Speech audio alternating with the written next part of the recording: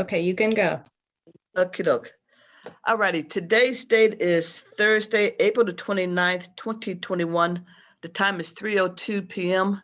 This is a meeting of the Youngstown City Council Safety Committee. And my name is Anita Davis. I'll be chairing this meeting. I'm also Youngstown 6th Ward City Council. Also present are committee members, Vice Chair Jimmy Hughes, Committee Member Basha Adamzak, Council members Samantha Turner and Lauren McNally. Also present are our wonderful clerk and assistant clerk, Valencia Morrow and Jennifer Ossinger, Attorney Dana Lance from the Law Department, Bill Moray with Youngstown City Schools, Tom Swittick, Jeffrey Panery, and Cam Reed from Blue Line Solutions, Chief Carl Davis and Lieutenant Bill Ross with the Youngstown Police Department, our Finance Director, Kyle Misek. Did I miss anyone? Okay, that being taken care of with the roll call. The first part of this meeting, it's going to go with 45-minute presentation. It's an informational presentation from Blue Line Solutions. And Bill Ross, who's going to start? Will you do the introductions of Blue Line? Go ahead, Bill. Okay, we had a issue that had been presented to us of speed, just numerous complaints, cars speeding in school zones throughout the year. We have had several officers from the traffic division out there working the road, trying to curtail this. Unfortunately, that didn't seem to have the impact that we wished it to have. We had just as many accidents and stuff from the month that we had the officers out there as to the month prior that we didn't have officers out there. As a result of that, we had come in contact with Blue Line Solutions. They offered us a proposal to through photo enforcement to attempt to curtail this problem before we actually get somebody hurt or killed in the school zone. Still on? Yeah. As a result, Tom Swick and I have been in contact.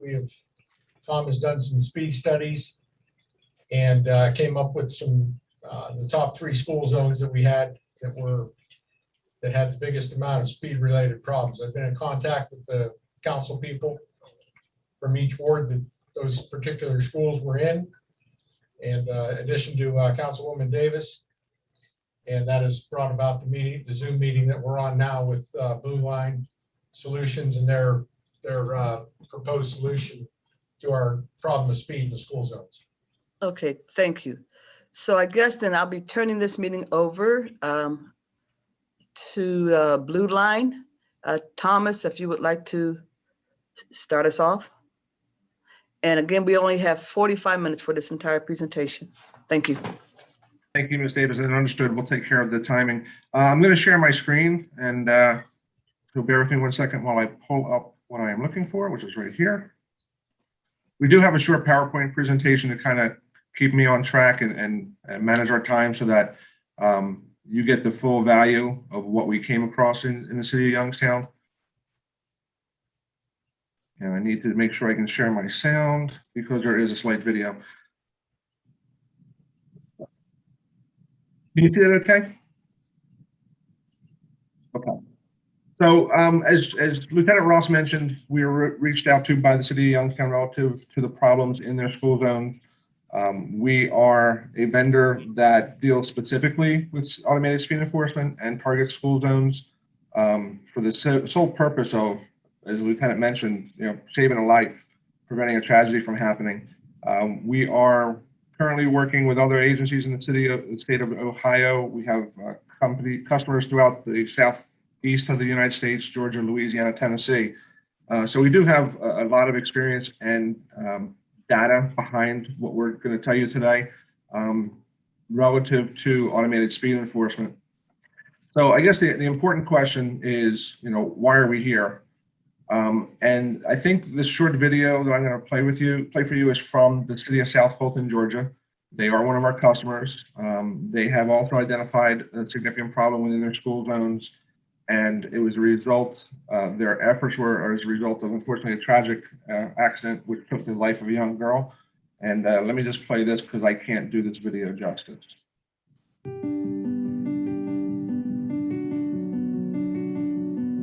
The safety program is in honor of Renaya Majors. She was an 11-year-old student at Sandtown Middle School full of life, and she was killed by a speeder speeding through the school zone. The death of Renaya Majors impacted this community very heavily. And I saw the impact and heartfelt sympathy from this community over the death of that young girl. It is very important for the City of South Fulton and the Fulton County School Board to partner on our safety programs. We believe that safety is critical for all of our students and our faculty. One of the complaints that I first got when I came in as the police chief was speeding through our school zones. We have 16 different school zones, and it's really important for us to understand that we don't have a police officer to put in every one of those school districts. This whole concept of speeding cameras in our schools is really about safety. I think it's very important for people to know. The preliminary results of the program have been very effective. We've had an 82% overall reduction in speeders coming through our school districts. 25,000 fewer drivers are driving through our school zones. This means safer school zones for our students and our community. Unfortunately, Renaya lost her life. But fortunately, we gained some safety techniques to save lives of other kids like Renaya Majors.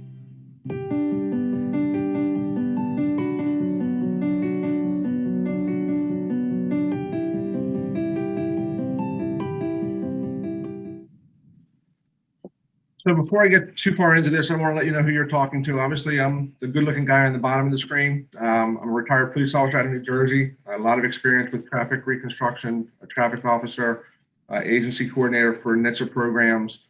Unfortunately, I've had to make plenty of notifications to families and investigate quite a few fatal crashes in my day. And that's really what drives my passion for this program, because as we get into this and I explain our program to you, we really are about saving lives and reducing speeding violations. We are not about collecting money, and our data shows us that. So that's a quick little thing on me. I'll let Cam jump in real quick. He's our Vice President of Sales, and introduce himself. Cam, go ahead.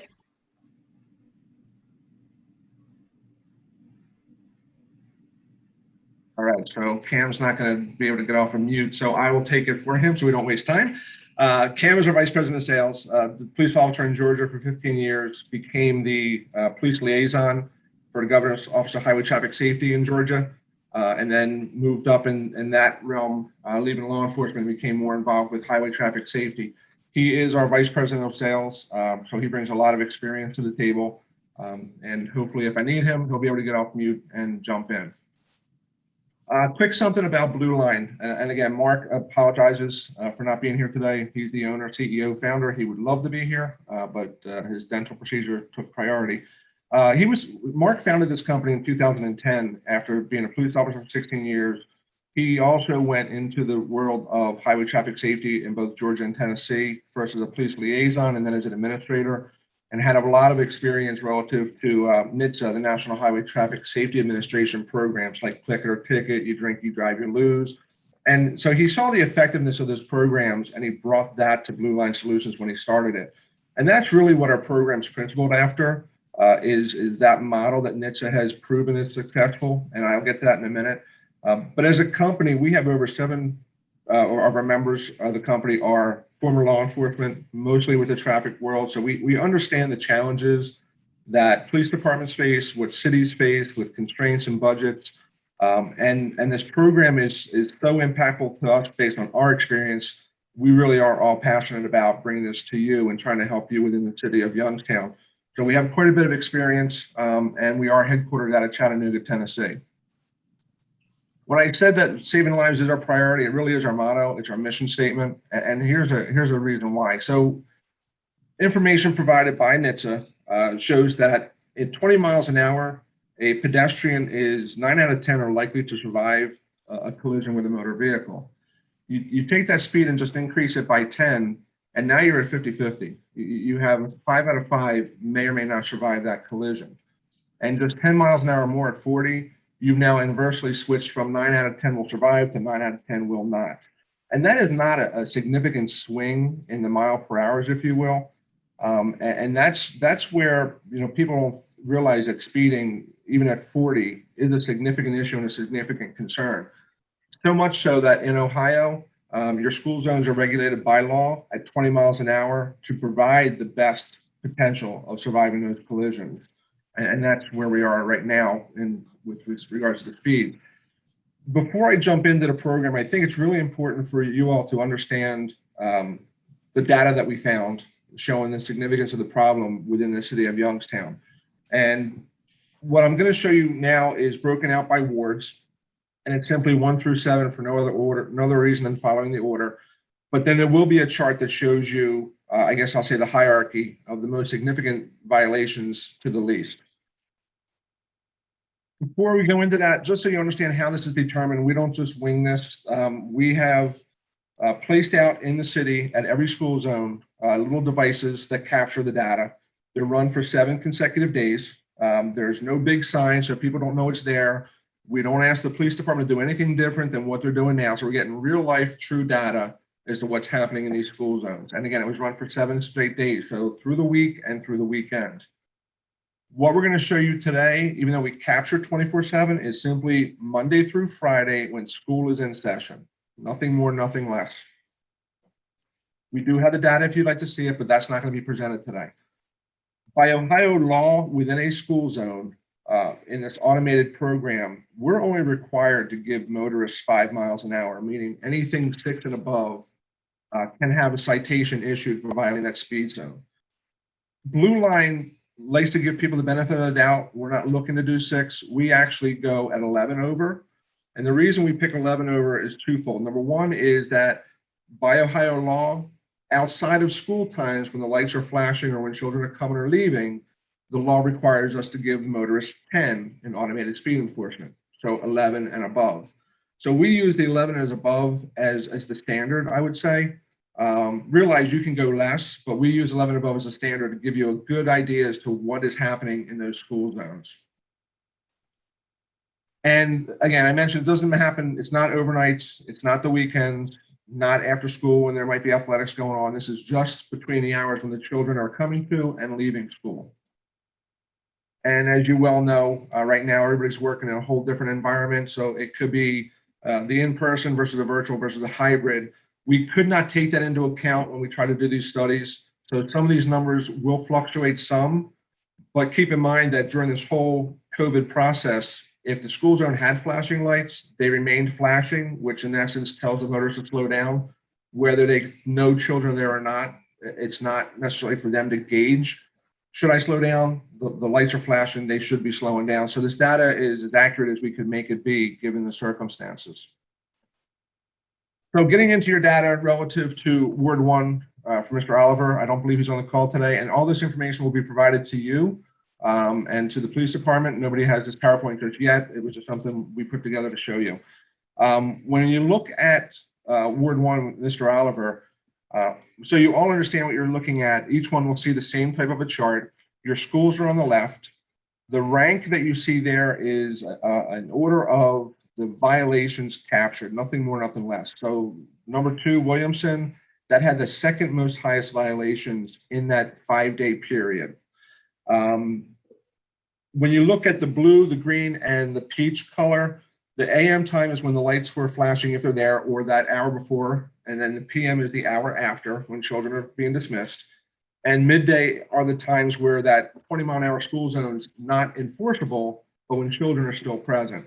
So when you look across that chart and you get to the right, you'll see that over 10,000 cars went through, in essence, those 5 school zones in a week, with over 4,000, 11 or more above the speed limit, whether it was a 20, or in this case, in some of those roads are 25s, some are 35, so the posted speed limit, if you will. And if you look down to the bottom, for all those schools combined in Ward 1, 58,000 cars went through those school zones, with over 8,000 speeding 11 or better, or 13% of those cars. Those numbers are pretty significant from our experience. Now, you might look at the community school in Essex, one-way street, not a lot of volume, not a lot of violations. But again, they're there.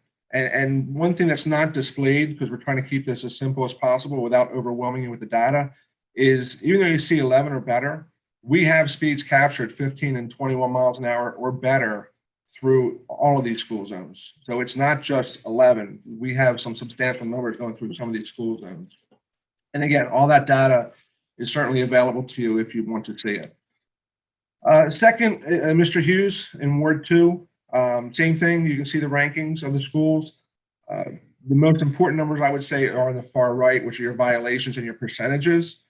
So in your case, East High School on East High Street, where the entrance to the school is, over half of, well, 63% of the cars Monday through Friday are doing 11 or better through that district, through that school. When you look down to the bottom, in your ward alone, you have over 11,000 cars going through your school zones.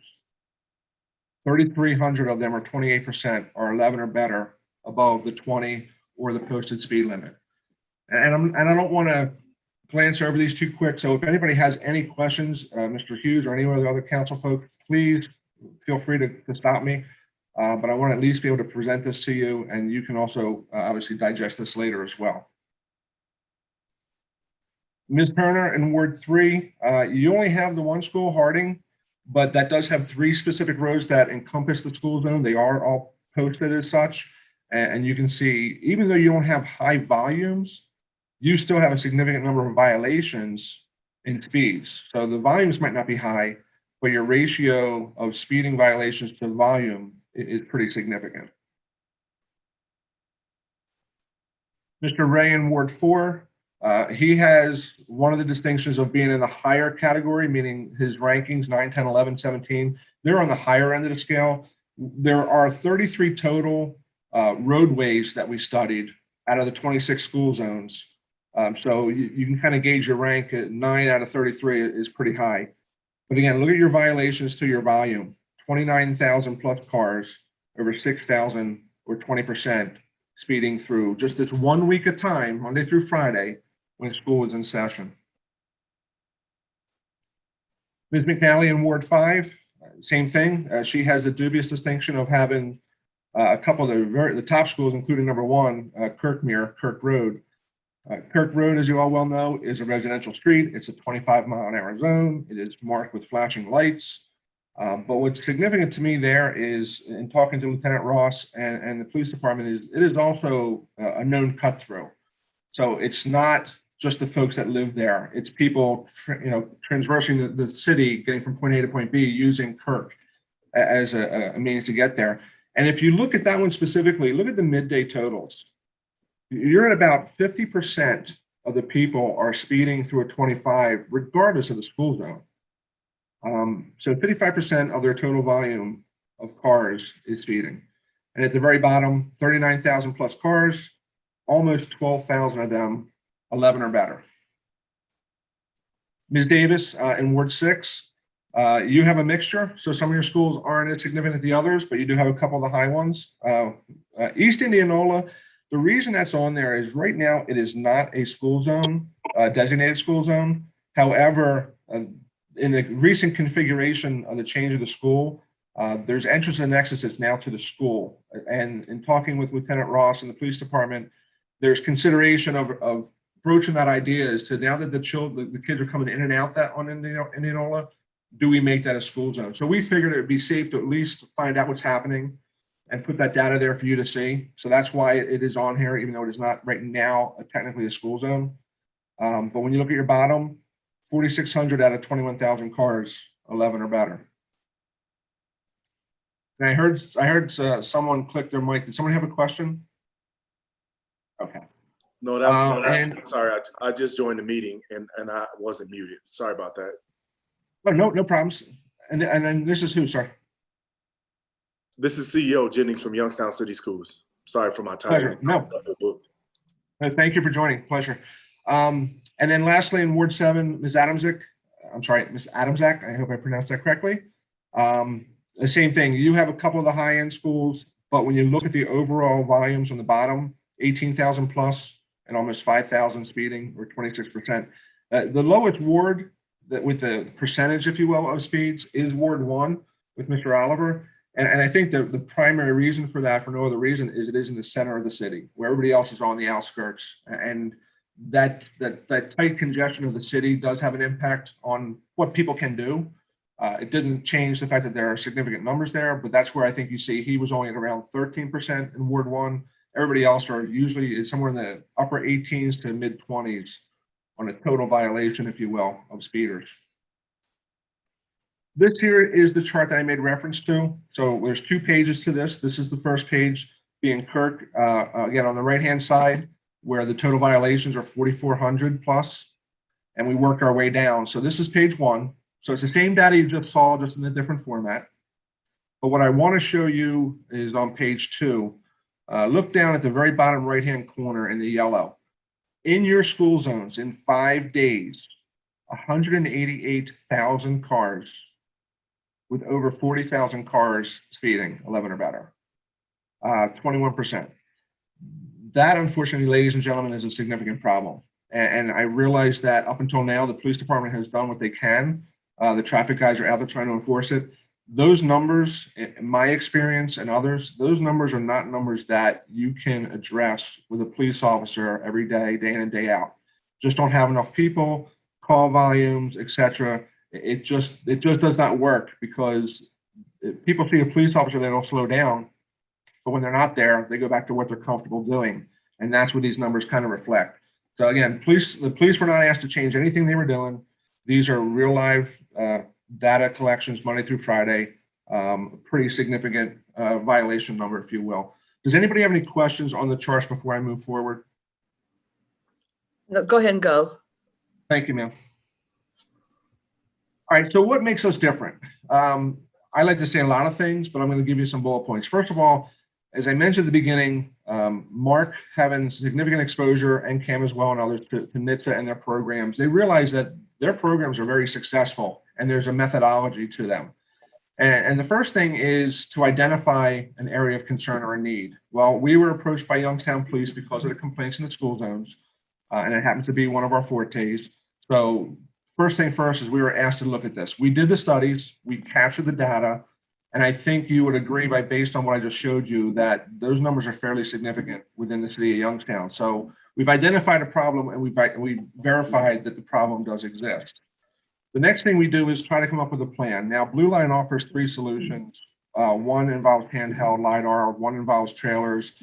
They're not going to work for you in this scenario. The best solution we have within school zones, and it's proven in other cities and states, are fixed cameras that are always there, always working, not going on calls, not taking lunch breaks, and the public will know. And trust me when I tell you, we don't hide anything. We tell the public everything about this program, why it's coming, when it's coming, and how it works. So in the school zones we're talking about now, the best solution to try to drive these speeds down and keep them down are fixed site cameras within the school zone. We tell everybody why it's coming. We'll give you everything you need to explain to the public, should you move forward with this, why Youngstown is doing so. And I'll touch on that in a few minutes as well. Public education and information is a huge aspect. Our marketing campaign to get the word out. It is significant to the point that just by telling people that this program is coming and why, you'll see a reduction before anything else takes place, because they're concerned that the speeds are there. They're not aware of it, quite honestly. So once we tell them that this is coming and why, you'll actually see a reduction in speed before any cameras even put into the ground. 50%, as I mentioned, just by telling them about it. Ohio law requires 30 days of warnings. We do this obviously. So when the cameras first become active, violations are sent, but they're sent as a warning. There's no penalties involved. Another means of trying to get the word out to the public. So if they didn't hear it from any other media source, they'll find out should they get caught. Then we go into full enforcement. And once we hit full enforcement, we're easily at about 60 to 70% on the first round in reduction of speeds. 70% of the violations will go down just once the enforcement actually starts. So the word's gotten out, They may have gotten a warning in the mail, and by the time we start going into full enforcement, and you give us 3 months of full enforcement, and we'll show you data that we're driving the speeds down as we promise we can. And that's what we want, Thomas, if you don't mind. Absolutely. We're looking for voluntary compliance, right? That's the whole purpose of traffic enforcement and the NHTSA programs like Click It or Ticket is to get voluntary compliance. We want people to hear the message and go ahead and change their behavior before they get a citation. We don't want them to find out about this program by getting a citation in the mail. We want that if they get a citation in the mail, they say, man, I heard that on a PSA. I saw it on their website. I got it in my water bill. I knew this program was coming. I should have slowed down. Okay. Thank you. That was Cam Reed who was speaking. And gentlemen, for our record keeping, you have to ask for permission to speak, and then you're given permission, and we're able to identify you for our records. Okay. Through the chair. Apologize. Okay. Thank you. But Through thank you. Okay. Is there somebody else? Yeah, through the chair, I was requesting permission to speak. But okay, Julius, can you hold off on your questions till the end, because we want to let them do their full presentation, if possible. Are you able to hold off? Because this is for information. Okay, thank you. Thank you. All right. And that's Councilman Julius Oliver, who has joined the meeting. First word, Councilman Julius Oliver. Thank you, Councilwoman. So as you can see, we can easily tout and have documentation to show that we can reduce speeding violations upwards of 75%. Now, if you noticed in the Renaya Majors video, one school specifically, the speeding reduction was 92%, and they were at 82% overall. So 75, I'll say, is a conservative number that we're comfortable telling you we can do, but we know in certain scenarios, in certain school zones, that number could absolutely be higher. And as you also notice, that it also, people will start to avoid the school zones because they don't want to take the risk of getting potentially caught if they're not paying attention to what they're doing. And then we do a quarterly analysis using the cameras. We'll run the data, and we'll provide the city and the police department the data quarterly to show where the numbers are, to show the effectiveness of the program, to show that it's working. And then you can share that with the public to absolutely, again, reinforce why Youngstown went with this program. And again, the whole premise, saving a life. There is no cost to the city. We're not here to sell you anything. This is a program we offer. So it's kind of unique. People get a little nervous when they think we're trying to sell you something. There is no cost to the city for this program. I mentioned public information education. That is the catalyst to our success. We will give the city anything and everything you ask for relative to mailers, social media, television, any type of media that you would like. We send out notices in water bills so that everybody in the city can't say they didn't get it. It went to every household. Everything we offer you is on us, again, with no cost to the city. We don't want anybody to be surprised. As Cam mentioned, we want people to understand why we're doing this and change the driving behavior so that we don't have to issue the citations. We know that's not likely going to take us down to a zero. It happens. But if we could get a school zone down to a zero, we'd be thrilled, honestly, because that's what we're all about. However, when it comes to information, anything you ask for, we're willing to provide you to get that word out. And that's why we can honestly tell you that our priority is saving lives. It's not about money, because if it was about money, we wouldn't do half the things we do to help make our program successful. When we talk about the school zones specifically, here's what we're looking to offer. We put a sign at the beginning of the school zone on both approaches, letting the drivers know that this school is photo enforced. There is a system in place that is going to catch you if you're speeding through the school zone. The second step, which is in a lot of your schools, but not all of them, is the school zone warning itself. You do have some flashing lights. You have other school zones that do not have the flashing lights. We as a company like to try to bring everything into a standard compliance, and we work with the city on that. And that's all part of our package. We're not going to, tell you got to do A, B, and C. We're looking to set this program up for you and do all the heavy lifting and all the work for you to drive down these speeds. The third thing we do is we provide you with a speed display board to be in line. So it's a 3-step process before they get into potentially catching a violation. So that display board will be that trigger to the driver saying, here's your speed. And if you don't pay attention to that and reduce your speed, the last step in the equation is they go by our cameras, and our cameras will validate their speed and capture photos of the violations. So they get 3 bites of the apple before they even have the potential of getting a citation with the way we do our program.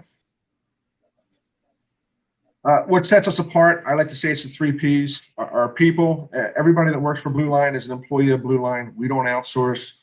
We all have the same passion, which is why we're doing what we're doing.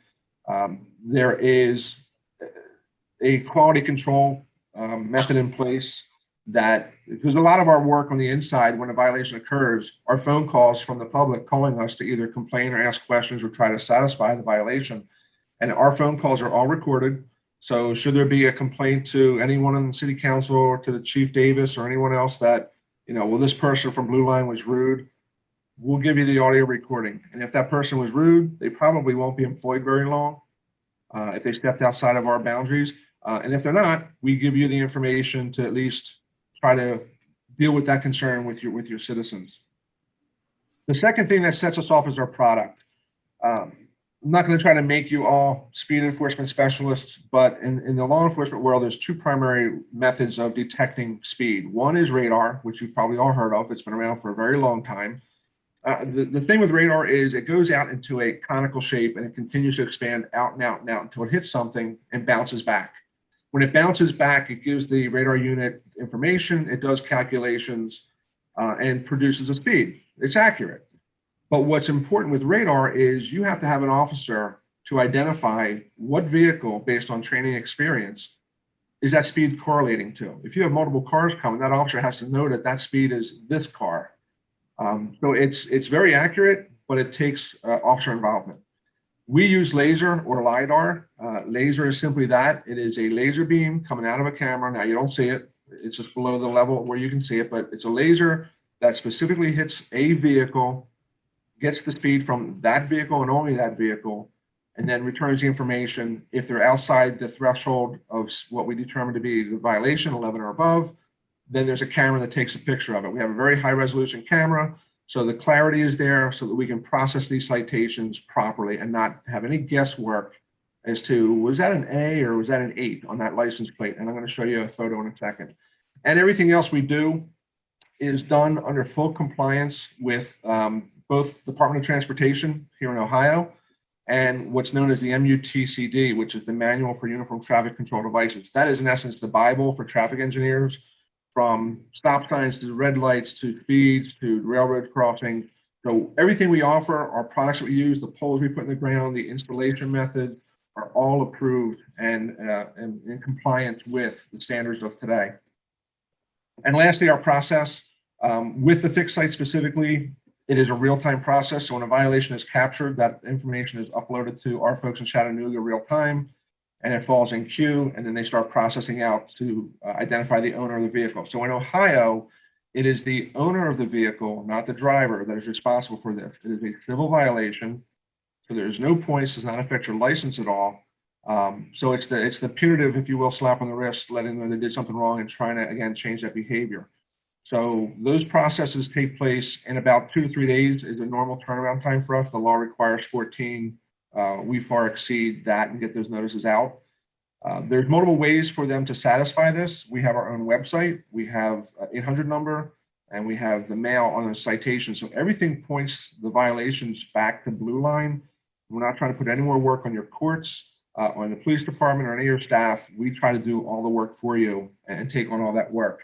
And just keep in mind that this program we offer, it's not ours. It becomes your program. You have control over it. We're just here to manage it for you.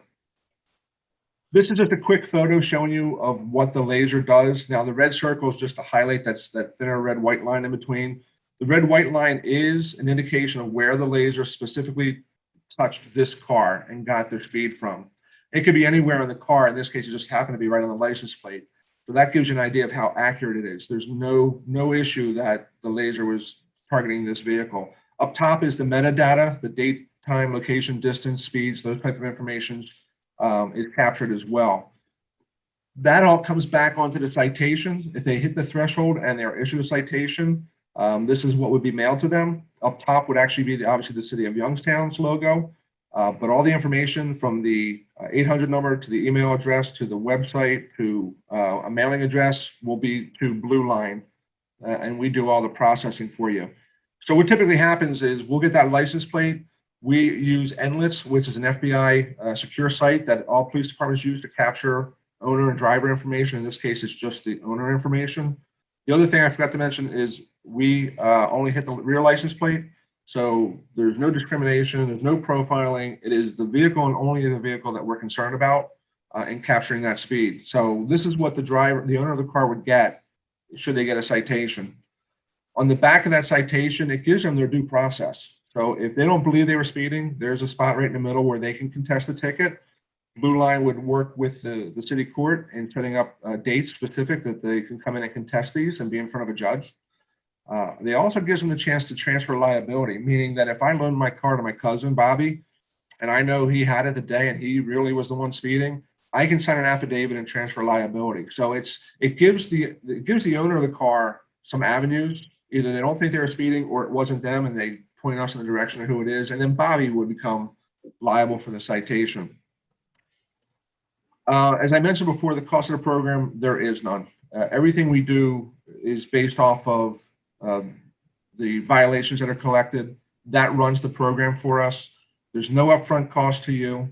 There are no maintenance costs. You do not own anything. The equipment's all ours. Should it break, should it get run over by a car, we have insurance, we replace it, we fix it. There's nothing that the city has to worry about on a liability standpoint because everything is ours. Back office, all the processing, the mailings, and we do multiple mailings. So there's basically 3 chances, 3 warnings, if you will. You get the first citation. If you don't pay for it, there's a second and a third before it goes to the next level, which is typically a notice that they'll go to collections. Once we hit that notice of collections, we're in the low 90% on a collection rate. So we give people a chance, and there's also an opportunity for the violator to call in to the chief and say, oh, I had a bad day. Yes, it was me, but I'm in financial difficulties right now. The chief can give them the ability to modify their payments, make it 4 even payments, something like that to help them through it. So it's not, we don't play hardball. We like to be friendly and give the police department and the city the ability to help run this program. So when I say it's not ours, it's yours, I truly mean that. So a quick summary, I threw a lot at you, and I'm going to open this up for questions in a second. Keep in mind that you had 188,000 cars going through your school zones. 40,000 in a week were speeding, 11 or better. And as we touched on early, 11 above 20 in the times when the children are coming or going. In a pedestrian crash, you're 50-50, 5 out of 5 might not survive that. And that's what we're really trying to drive down, is when the children are coming and going. In the middle of the day, above the posted speed limit, just based on a 25 or 35, that 11 miles an hour puts you in that range of potentially a non-survivable collision at 90%. We do, on average, have a success rate of 75% of reduction. Now, keep in mind, this 40,000 is a week. So if you were to times that out for the month, you're talking 160,000 violations in a month going through the city. We can tell you right now that we're very comfortable in telling you that number you see there will become your monthly number instead of a weekly, and probably be below that. Lower the speeding, it gives the driver a better chance of reacting to a hazard that comes in front of them. If they're going 20 miles an hour, they can react to that and stop quicker than if they're speeding.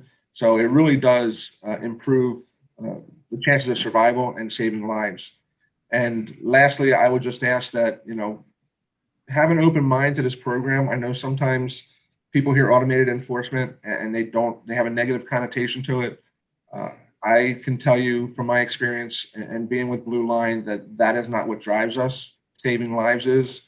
So we would ask the council and the city of Youngstown to give us an opportunity to prove what we say and let us help protect you and your children. And with that, we'll open it up to any questions you may have. Okay, before we go with questions, remember, ladies and gentlemen, that this has just been an informational presentation that it's really not supposed to be a full-blown question and answer session. If you really have questions, it would be better if you directed them to Bill Ross later on during this safety meeting. And Bill should be familiar enough with this whole thing to be able to answer your questions. Ms. Davis, So- would you mind if I go back to show Mr. Oliver his numbers? I don't believe he was here for that. Sure, would you please? Thank you. So, Mr. Oliver, earlier on, we went through all the data to the wards, just so you can see it within your ward. What you see there are the schools in your ward. The ranking is based off of violations only, so the total violations. If you look across to your right, you can see your total violations and the percent of violations per school, the roads in the school, because some obviously have multiple roads there. At the bottom, in your ward alone, you had over 58,000 cars travel through your schools Monday through Friday. Over 8,000 were doing 11 or better, or 13%. So I wanted to make sure that you saw that data, and this will be presented for you to look at a later date as well, sir. Thank you. Okay, thank you. And one more time, Thomas, Mr. Switch, could you show that final page with with the numbers of the 188,000, I believe? Yes, ma'am. That'd be this page right here. So this is the second half of that chart that has the total volumes on your bottom. Okay, 188, 805, and over 40,000. all righty, thank you. Yes, ma'am. Thank you. Okay, well, it's now 3, you've done well. You stayed inside your 45 minutes, and I appreciate it. We'll be directing any other questions we have to Lieutenant Ross during the actual safety committee meeting, because this was just an informational presentation. Okay, and if you want to, you can just stick around and listen, or you're more than free to go. I appreciate everybody's time. You all have a great day. Thank you. Have a great day. Take care. Thank you all. Okay, now that we're back on the regular thing, I think Bill Ross is around. If anyone has questions, very specific questions about the speeds in the school zone and things like that, Bill Ross could answer it. And if Bill can't, I remember. Through the chair. Go ahead, Councilman Oliver, was it, Julius? Yeah. Unmuted. Yeah, you're unmuted. Thank you. I just really got one question. It seems like a great tool to use to be able to protect our school zones. The only question I have is we got rid of opto traffic, and I'm just wondering how's this compare, and are we going to run into the same issues with this at the state level, or is this something totally different and it has nothing to do with how opto traffic used to work and why we had to get rid of it? Lieutenant Ross, I believe you can address that. I can, Councilwoman.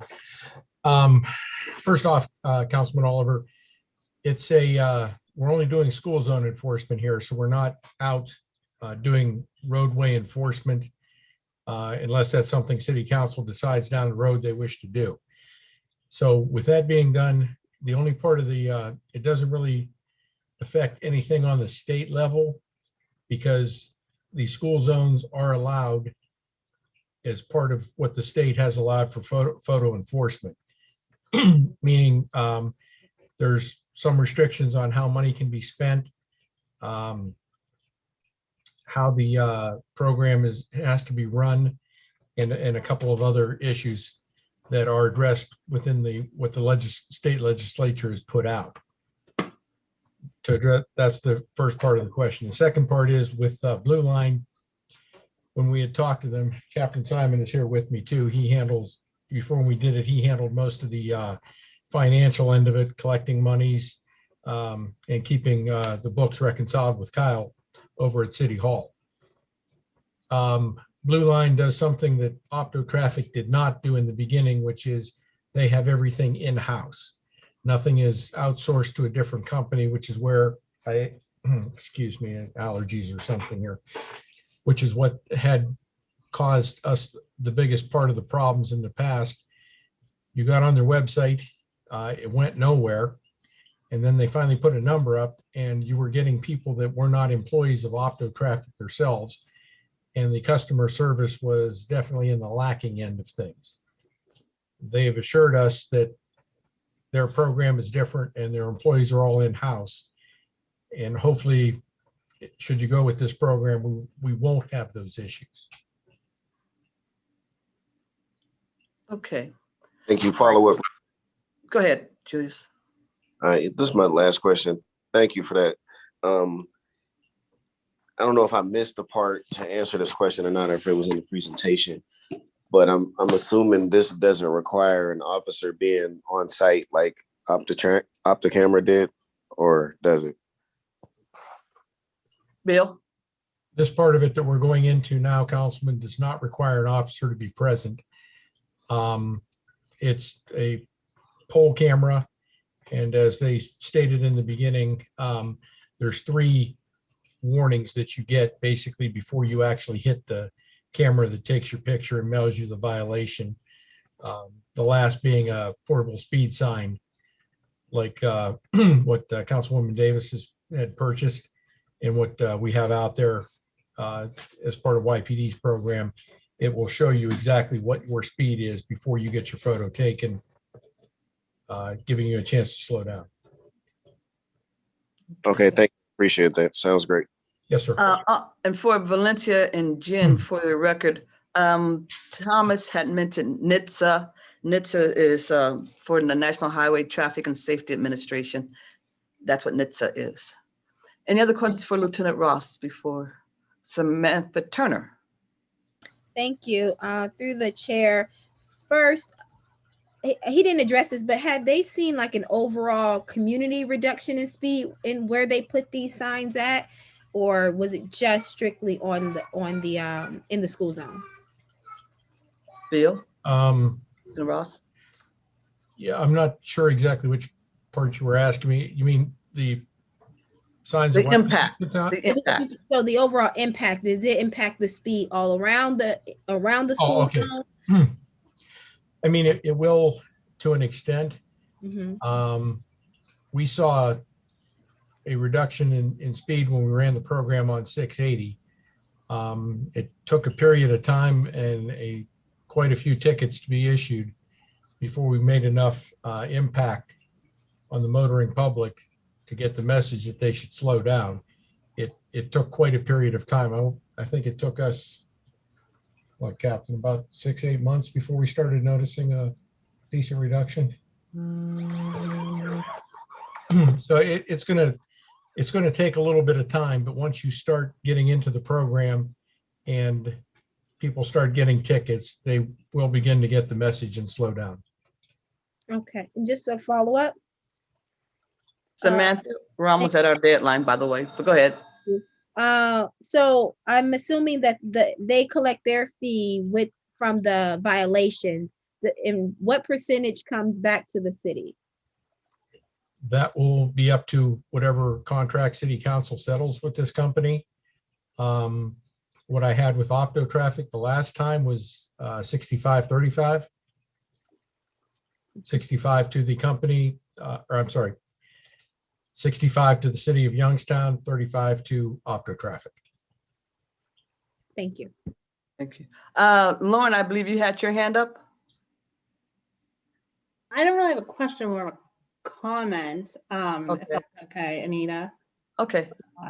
No, I just that those statistics made me sick to my stomach. I knew we had a speeding problem in school zones. I've witnessed the speeding problem. I've sat on Shenley as my car shakes because the cars fly by. But to see it on paper like that is disgusting. So, thank you for just sharing that information, but I'm glad that you guys at the police department are trying to be proactive about really solving the speed in school zone issue in some fashion, because it's real and it's scary. And if I'm scared in the pickup line, I can't imagine how the kids feel trying to walk out to the cars. So that's just a comment. Okay.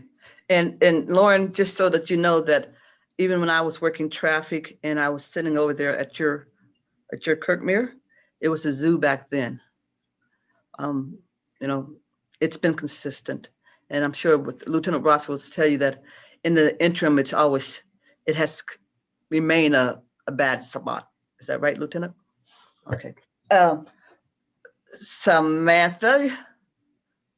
Just one more. Thank you through the chair. Lieutenant Ross, was this proposal for all the school zones presented or for the top 10? Lieutenant? That will probably ultimately be up to the safety committee and what school zones they wish to go with. You can put them in just the top 5. You can put them in every school zone. It's basically council's choice as to how they wish to go about this problem. Okay.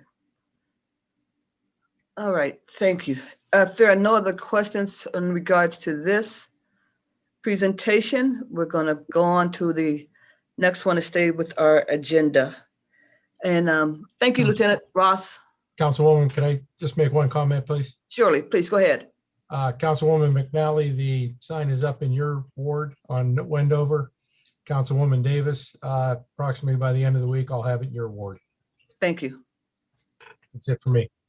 Okay.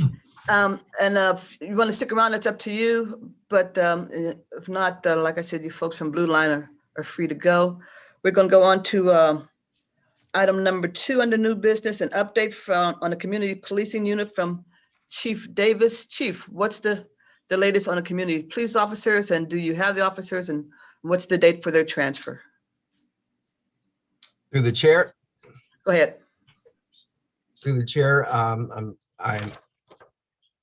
in my hand right now is the order, the transfers. I'll gladly email each council person a copy of the order, which is to take effect on June the 21st, and the names of the officers that will be assigned to the community police unit.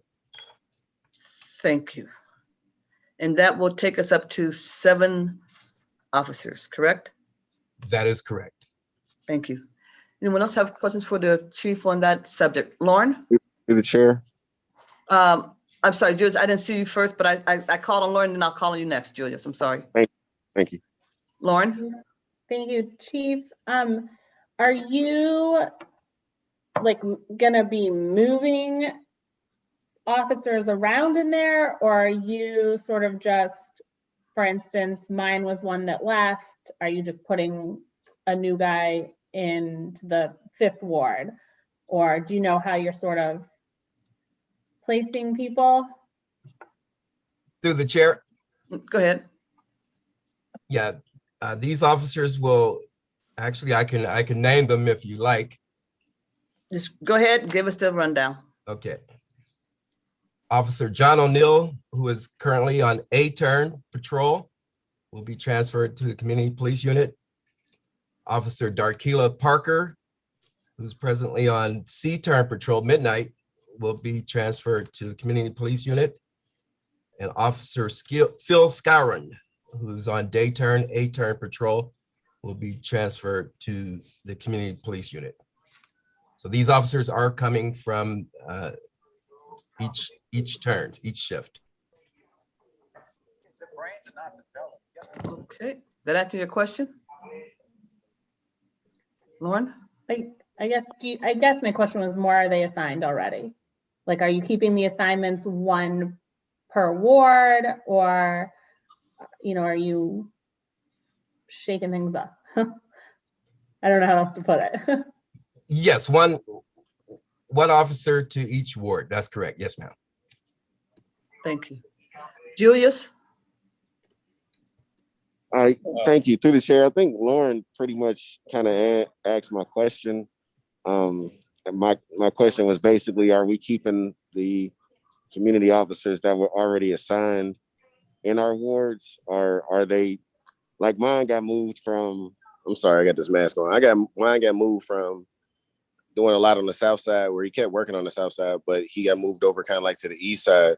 But is he coming back to Ward 1? And then the second question would be kind of like what Lauren said, are they already assigned? But I think when the program first got started, if I'm not mistaken, council people were able to pick and choose their community police officers. I could be wrong about that, but I'm guessing that's not the case this time because they've already been chosen. Like I said, this is kind of what Lauren already said, but. Okay. Chief, can you just go ahead and tell us which officers will be assigned to, if you have it, to each ward, and this way we'll have it clear. Okay. And I have that for the first ward for Councilman Oliver.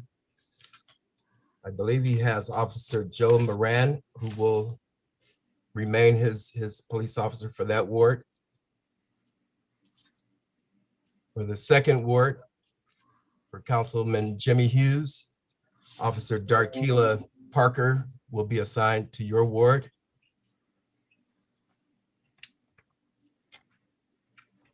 Third ward, Councilwoman Samantha Turner, the officer that you have assigned to you, Officer Shakir Perkins, will remain your officer.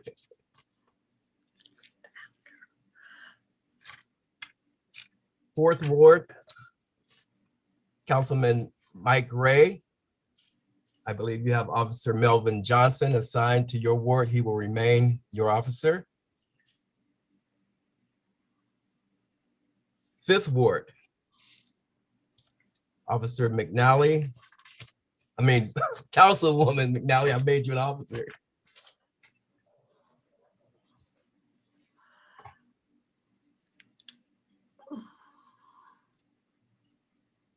And I want to make sure I got this right. Officer Phil Scourin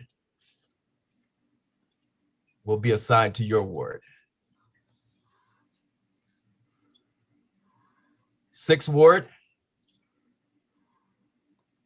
Councilwoman Davis. Who'd you have assigned to you before? Shaughnessy. Yep.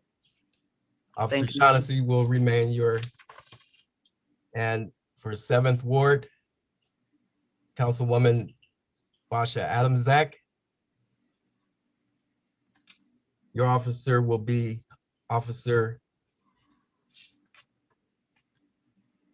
Phil Scourin or O'Neill. Who did you have? You had Basha. Who did you have? Well, previously I had Officer Scourin, but I was informed that I would now be having Officer O'Neill. Okay. Yep. Yep. Okay. Thank you for that portion of the update. Samantha, is that your hand up already, girl? Girl, no, I'm excited. I'm good. Thank you, Chief Davis. Thank you, Safety Committee. Okay, going on from the, if there are no other questions about the community police officers, we'll go on to Chief. Can you tell us about an update for the shot spotter and how much it would cost to expand it to the other 3 sides of town? Okay. What are the figures we're looking at? Thank you. Okay, and if you don't mind, I have Captain Simon here, who was involved in this from the beginning when Shot Spotter was first introduced to the city, I believe under Chief Hughes at the time in 2010. He was part of the process then, and he's here with me now. It was placed on the south side because that's where most of the gunfire and the highest rate of the violent gun crimes were at that time. I've also been advised that we were grandfathered under the old service agreement, and adding new sensors under a new agreement will cost hundreds and thousands of dollars. But if you don't mind, I'll have Captain Simon address that at this time. Go ahead. This would be Captain Jason Simon, Youngstown Police Department. Go ahead. Okay, for a small correction, I wasn't involved in the process from quite the beginning, but shortly into it. I was certainly here when it was implemented, but was not part of the implementation process. So can I have the exact question that you would like answered, I suppose, so I can make sure I answer? How much will it cost? For what exactly? to expand it to put three more sensors, one for the north side, east side, and west side. Well, you can't add one sensor. It doesn't quite work that way because it's Give us the lowdown and explain it to us. Or else I can ask I Councilman Hughes, but go ahead, Jason. I am explaining it to you. So okay, go ahead. Go ahead. It's a multilateral system. So you have to have multiple sensors set up, of course, right, to detect the gunshots, you know, to kind of hone in on it. You're all familiar with that. The system that we're on now, we have dozens of sensors on the south side for logistical and tactical reasons. We don't say how many or where they are, of course. We are grandfathered under that old agreement, right? That's why we have it, even though it continues to go up, it is an old service agreement. We're blessed to be under that. That same one, of course, it's public knowledge, right? It's public records that we spend about $73,000 to $75,000 a year for that system that we presently have in the 3 square miles that we have it on the south side. Should we expand or add any new shot spotter sensors to any side of town, including the south side, 2 things will happen. Number one, we have to pay under the new terms of the terms of the new service agreements, which depends on the number of sensors we add, right, and the area that we want to cover. So that has to be determined. But certainly if we were to cover the area now, an equivalent area on other sides of town, your service agreements are going to be between $150,000 and $200,000 per year per equivalent area, give or take, rough numbers, because it's hard for me to give that quote without ShotSpotter and knowing the exact figures, because that's what they want is exact, you know, areas before they're going to give us a fair quote. So not only will we pay for those additional ones, but also the old service agreement will be terminated and we would be paying a new service agreement.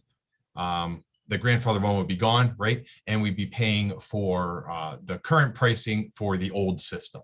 So we're talking an exponential increase that our budget simply doesn't allow for. But of course, council, as has been pointed out before, always has the ability to increase our budget, which I'm sure we would welcome to add this great technology to the city.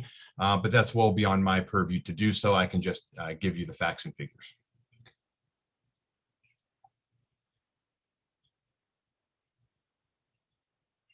Samantha. Thank you. Through the chair, this question is for Captain Simon or Chief Davis. With ShotSpotter on the south side, can you tell me what your, I guess I may want to say like arrest rate, when do we actually catch something in action? What's the percentage of that versus how many shots you pick up? The percentage would be low, certainly, because we have hundreds and hundreds of gunshots every year. I presume you're talking specifically from the ShotSpotter system and not just other things, which it's a fair question. The percentage would be low. Clearly, obviously, officers respond to every single one and in as timely of a manner as is possible. But it's a question of quality versus quantity. Are those arrests that they're making based on that gunshot detection? Is that a quality arrest? Every single one is, because we're getting someone with a gun off the street. Is there a quantity to it? Absolutely not. The numbers will show that. There's nothing a secret about that. However, we have solved several notable cases, and I couldn't tell you exactly when they were. Certainly, we've had the system for about 10 to 11 years. Certainly when Chief Hughes was chief is when we started it. But over that time, we've had a fair number of cases beyond just gunshots. We're talking felonious assaults and homicides that have been solved by the ShotSpotter system, as well as individual arrests. But in comparison to how many gunshots are actually detected by it, again, low, but quality versus quantity is certainly an argument for that, no matter what side of town it's on. Direct follow-up. Go ahead, Councilwoman. So what does the number show? Can you give us how many arrests you've gotten in relation to your ShotSpotter? You had a ShotSpotter, you got an arrest, or cases you solved using the ShotSpotter? Do you have that type of information? That data would not be easily obtainable at all. We don't. It's not like we have a checkbox that says this was a ShotSpotter arrest, right? That I could go back and look. It's really something that's kind of mentioned in a report.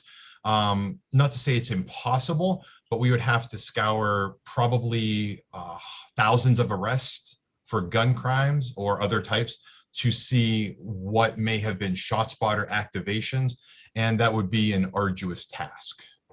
Is it impossible? No. Is it impractical? Perhaps. Just one more direct follow-up. Nope, hold on before you do your next direct follow-up, Samantha. Jason, I think you need to also explain to those who are listening about ShotSpotter and how it's able to let you know that it's a gunshot versus fireworks, sure, loud banging noise, and that would, because when people call gunfire in, sometimes it's not gunfire. So, and then Samantha, you will have the floor. Sure. Jason? Yeah, Councilwoman Davis, that is a great question to bring up. So presently, the way it works, and it worked differently before. The first system we had was different, but I'll speak about what we have now and the way the system works moving forward, is that once the gunfire is heard, or once the shot is detected, I should say, it goes to the company's headquarters, which I believe is in California. That is then analyzed by one of their experts that work in their center 24/7. That expert analyzes the sound, right? We're talking about sound here. So they analyze the sound, and based on their expertise and training, they send it back to us and say, yes, that is a gunshot. If they believe, right, and this is based on their experience and training, if they believe it was the backfire of a car or fireworks or some other loud noise, we don't even hear it anymore. Used to be a different way, but so we don't even get that alert. The entire time for that to happen, they tell us it's between 20 seconds and 1 minute for that entire cycle to kick through, right, to go through. So really it's being vetted by experts before it comes back to us. I think that answers your question, Councilwoman, or clarifies the point of how it works for detection, at least in that aspect. Okay, Samantha, and then Lauren. Did I have that right? Samantha, Lauren, and Samantha, Basha, and Lauren. Thank you. So I know that you said that it's kind of an arduous task to keep that information, but when Cal gave us the numbers last Monday, the price for ShotSpotter has more than doubled since we originally got ShotSpotter. So I do think that we should be keeping the statistics on ShotSpotter and what that looks like in relation to prosecutions, arrests, and charging at all, because the price keeps going up, and we want to make sure that ROI is there. So I don't know how we make sure that we are collecting that data, but I think that we need to be more data driven in that way, because this is a cost to our taxpayers. That's my final statement. Okay, Basha. Thank you through the chair. This is more so a comment. I reside in the ShotSpotters area, and I frequently hear gunshots, and I always call. I mean, not all residents call, but I always call, and oftentimes where I think the shot is not where it is even coming from. So I think ShotSpotters is such an important tool to be able to pinpoint and dispatch the officers right away. And sometimes it's not only even like from the crime aspect of being able to get on scene to make an arrest, but sometimes residents don't call in assuming other residents call in. And what if there is a victim, what's the word I'm looking for? Like that had nothing to do with it. Like an innocent bystander that now has been shot and maybe nobody called it in, but ShotSpotters caught it and is able to, save a person that way. I love the program. I wish we can expand it. I think it would be great, to have data, but just even to be able to pinpoint and get the officers there so much faster than versus me calling in and saying, hey, I think it was, block up the street, but really, this actually happened a couple weeks ago. Really, it was like 6 blocks over and 2 blocks up. And I literally thought it was just on the next block up. So anyway, just a comment. I love the program. I think it's great. And Lauren? Thanks. So when you were talking about the square mileage that the range that your current sensor covers, what's the largest or smallest area, square mileage area that is capable of covering? Through the chair, Councilwoman, that's a great question. I think it'd be good to answer, but because we haven't formally looked at, getting or adding on to the system, I haven't had a, really a need to talk to ShotSpotter. I mean, it's a good question. It'd be something I think is beneficial to ask them. I really, I don't want to even speculate, but it's a good question to ask them. So I don't know, but I'd be happy to find that out for you. I have ideas, but I would hate to speak out of church about that. Councilman, Lauren, did that answer? Did that help you at all? Yeah, I mean, I guess I would like to know, and I don't know if you've ever had a conversation about, is it the capabilities of just expanding the one we have? I know you said you need multiple sensors to physically move to a different area completely, but is there an expansion of reach capable, or are we at the max for the one sensor? I think there's a question through the chair. For the sensors we have yet on the south side, they do reach so far. In fact, we even do get gunshot detection outside of the zone, right? Because they do have an overflow, so to speak, right? That makes sense, that they'll go a little bit beyond the formal zone that's sort of set up. And there's just so many factors that come into play, how far out outside the formal zone it will detect. Atmospheric and atmospheric factors and physical factors such as buildings. But yeah, if we have a zone that's a square and you go beyond the zone and you add one sensor, sure, you're going to keep expanding it, but you're not going to be able to just add one sensor to the west side. They only have so much of a reach. What that reach is, I don't know, right? That's a little beyond me at the moment to answer, which I can certainly find out. But adding one sensor to somewhere deep on the west side is not necessarily going to make this magical shield that's where it's going to detect everything. That would certainly be for ShotSpotter to do their study on, again, based on the structure of our city and factors that they're experts at that we can't answer sitting here in our chairs. Okay, and Councilman Hughes, I know your hand was up.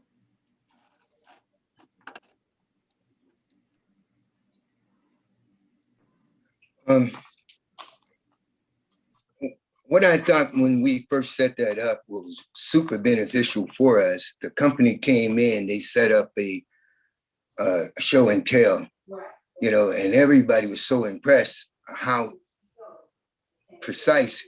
We would actually fire off a real gun, and doing the demo. It was a demonstration of its capabilities. And that really impressed everyone that was there. And we originally had a working plan in place to, if there was an address close to it, that we will go and we actually knock on the door, investigate those addresses in the area. But put all that aside, the demonstration was one of the most impressive things we saw at the time, so that, you might want to do that again for the sake of us that are for it, and have the company see if they really want to come in. And I just got 3 parts and I'm quick with them. The second thing is I want to thank Congressman Tim Ryan, who pretty much funded the whole startup program for us there with money from his office or DOJ or wherever the money came from. But it was through the works of Congressman Ryan that we were able to do that. So I want to thank him again, which I have done so in the past. The other thing is, personally, my personal thing is I'm for it. I don't have nothing against it, but I like the eyes. I think the problem while the shot detectors are so low, we had very little eyes on the shooter. I always wanted the camera system brought into the city with something similar to that, and that would help us. And if we're impressed with the ShotSpotters, the demonstration you're going to be super impressed with, but we're going to still revert back rules of evidence, and trying to get that. I think the trend should be, let's go with a camera system throughout the city that can be more beneficial because it brings the eyes to the perpetrators and whatnot there. But that's just me for that part there. I don't have no problem with the shot, but the shot sparker, we always try to keep it narrowed as how much we give out about the coverage area because of the effect that we want the people to believe that they shoot the gun, we will know where you're at outside the target area. So a lot of those kind of questions and perhaps answer we should do in executive session or something, and let that go as that, and even some of the capabilities and non-capabilities of it, if you want to continue to get less shooting because they'll be afraid that this and that outside the zone.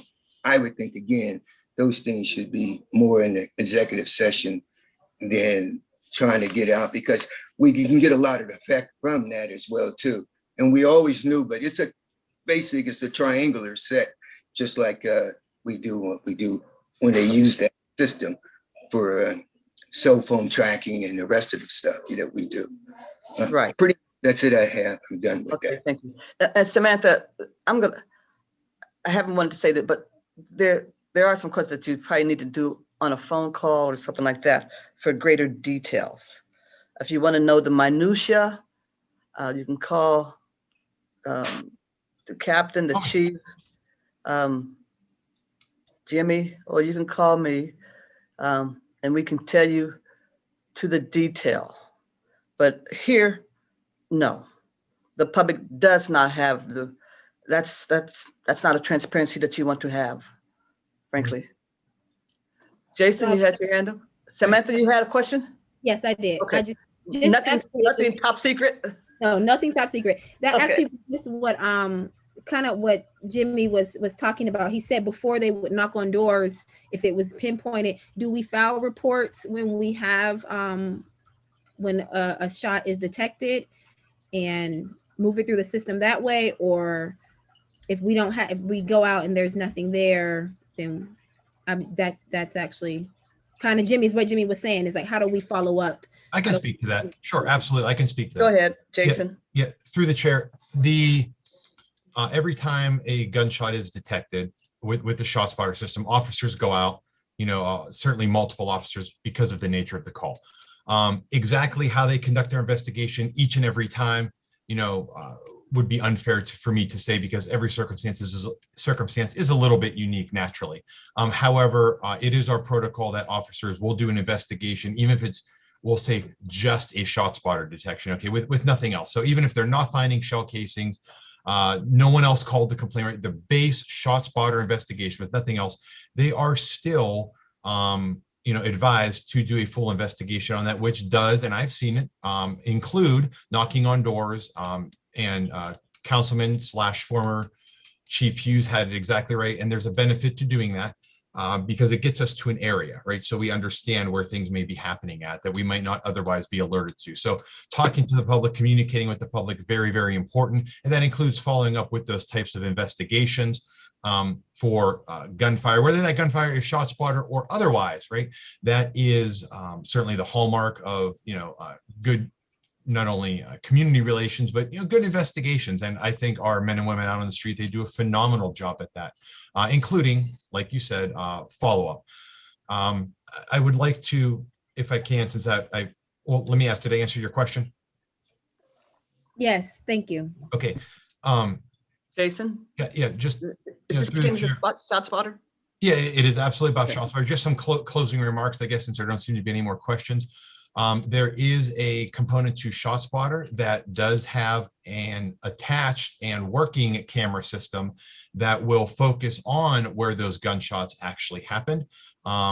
We simply have the sound sensors. However, there is a visual component to shot spotter as well. As you can imagine, that shoots up the price even more exponentially than it already could be, but it is an option. And the demonstration of that system could also be arranged, right? So we could see how that would work, because the power is in seeing it, certainly. But it's important to keep in mind that the shot spotter is simply one tool, right, in our investigative tool belts that we use, here at YPD. It's a great tool. It really helps us focus on our hotspots where the crime could be and is occurring at, and certainly that's why the South Side was chosen. at the time of the ShotSpotter implementation, so many years ago. And we continually revise and look at it. Unfortunately, that area of the South Side is still the highest for rates of violent crime and gunfire. Okay, So I'm gonna interrupt you, Jason. Sure. How about you just get us set up a demonstration for us in May or June as soon as possible, where we can have an outside demonstration. Well, I will, Councilwoman, I will tell you that we have our annual ShotSpotter review coming up, which we have every year with the company. Prior to that annual review, I will make sure I am in touch with them so that we can see what they can bring to the table when they come into the city. Beautiful. Lauren, Councilwoman McNally? Yeah, sorry, is there any way to get, some accurate pricing on the expansion that Anita mentioned earlier in tonight's meeting? I know you generalized, but you said there were some outlying factors or a plan, perhaps a new plan from them that would show an expansion of it. If that's like the main reason we're here, right? We wanted to inquire into expanding it. Cost is going to be the number one driver, it seems like. Jason? Yeah, through the chair. It is certainly, unfortunately, right, often the number one driver of it, but we would be going in circles if we don't have a plan first of where we want to expand that area. I from having dealt with this company and a number of vendors, they, for all kinds of technology, they want a little more specifics. They're not going to go just give us a blanket estimate. 1 square mile equals $100,000. They're going to want to know where our area is, because there are certainly going to be environmental and technical factors that they're going to have to take into consideration. And we would not be doing ourselves justice. We'd be running in circles if we don't have that first. So again, from my experience with these matters, if we identify where we might like to put the ShotSpotters, I'll be absolutely ecstatic to reach out to the company and see what that quote may be. But I think we're doing ourselves a disservice if we don't at least do our homework on that first. Well, Jason, Lauren, Jason, you're the police department. You have all the records. You have the calls that have come in, gun calls, et cetera, and you can pull that kind of information together and then make that part of the presentation. But you're the one with all the data, the police department. No, we're just here to hear your wisdom. Councilwoman, I appreciate that, but it would depend on where you want to put that based on the data. I have the data, and you would have to look at the data. Yeah. That's what you want, Lauren? Is the data first? Well, yeah, I would think that you guys would have the data to be able to decide this is the best place on each side of town to place it. If the goal is to get coverage on each side of town, the police department, should be able to tell us the areas that are highly likely, or that we're going to get the most, where it's needed the most. And go from there. Sure, Councilwoman. Through the chair, for Councilwoman McNally, this is the first time. That's the most specific thing I've heard yet, as far as this. So now, knowing what exactly you're looking for, that you are in fact looking to expand it to every side of town based on where our data shows, as opposed to, hey, let's just expand ShotSpotter, which was all I heard before. Now I can go forth with some actionable information to the company and see where it leads us. Great, thank you. The chief use, that is how it was done. Thank you so much, Jason. I appreciate that. Who's going to, if there are no other questions about ShotSpotter? And Jason, you can have some information for us at the next meeting. I can have some information for you next week. Perfect, that's even better. Dependent upon ShotSpotter, not me, dependent upon ShotSpotter. Gotcha. Who's going to be doing the things about the drones? I believe I am, Councilwoman. Oh, and that'll be very brief. Very brief. Very Tell brief. us about police use of drones and cost and things like that. The cost is minimal. Really the cost for the training, because you have to go in the state of Ohio, you have to go through very formal training. It is practically one step below getting a full pilot's license to operate a drone for law enforcement use in the state of Ohio. Certainly, any one of us as private citizens, right, can go out and buy a drone and fly it around all the live long day. However, when law enforcement decides to purchase and utilize a drone, and this is good, right, that there is a very formal training process we have to go through, which covers not only operation of the drone, but legal ramifications and aspects as well. And it's a very intensive course. It is a lot of people, or there's a percentage of folks that more than you think that would fail out of that course, because it's a very serious course for a very serious tool, right, that we can use. So I do have a grant for us through the Department of Justice that we can purchase 2 drones and get training on some officers. We have not yet made that purchase, but it is something that we are looking to do, and it has any number of benefits, for law enforcement you can, potentially think of. So, no formal plan has been made yet, no policy has been made yet. It is something that is on our radar to expand. Again, I talked about those tools for law enforcement. Certainly the Sheriff's Office, Mahoney County Sheriff's Office has one, and there really are regional experts on it because they do a phenomenal job. And we would certainly look to them for some additional guidance, right, in starting our own program. But I'd like to say it's forthcoming, something we'd like to look at before the end of the year. Thank you. I did go through that course. Okay. And you say you already have the grant for the drones? Yes, ma'am. 2 drones. For 2? Yes, ma'am. Excellent. What's the cost? The drones that we initially priced out, we're looking between $4,000 and $5,000 a piece for the drones. But sadly, the training's more than that. It's nature of the beast. Yes. Okay. And so you have money for 2 drones, and that's all that the department would be in need of if we had additional. Now, my question is this, because what brought it to my attention was when Chief Davis mentioned that you folks had used the drones to follow some folks on the motorbikes and things.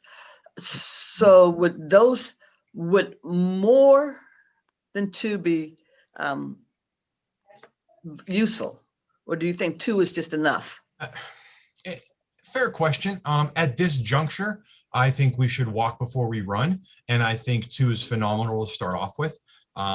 It's certainly 2 more than we have right now. Okay. Any questions about these drones? Jimmy, are you about to put your hand up? I see you move. I see you making a move towards the camera, so go ahead. No, I don't have a hand up. Drones is good. I think we should check every possibility, even for the training, for grants for that as well too. We should keep seeking, more the better, I think, but we haven't seen what hiccups come with the officers and the training because we haven't used them. I agree with the captain that I don't use the analogy walk before run. I think that's nature. But I do agree that, getting into a class and separating and training, we've done that road before. 2 is great. I think we should see we get an effective system working with those 2, and especially with the training and see how that works, because once you start training, you got to have the updates and you have to have all of that their stuff. And this technology changes like the weather, a year, a week, and who knows what, you got to replace it.